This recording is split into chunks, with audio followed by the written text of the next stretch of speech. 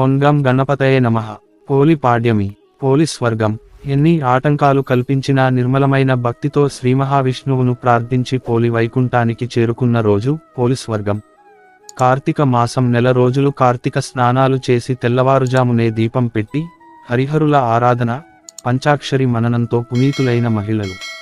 ఈ మాసం ముగింపును పురస్కరించుకొని మార్గశిర శుద్ధ పాడ్యమి నాడు తెల్లవారుజామునే పోలిని స్వర్గానికి పంపుతారు.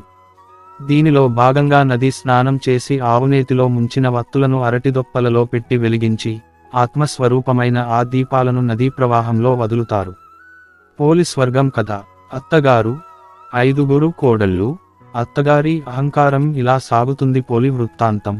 ఇక చిన్న కోడలైన పోలమ్మ, పోలి ఓ మారుమూల గ్రామానికి చెందిన రజక స్త్రీకి 5 కోడళ్ళు ఉండేవాళ్లు.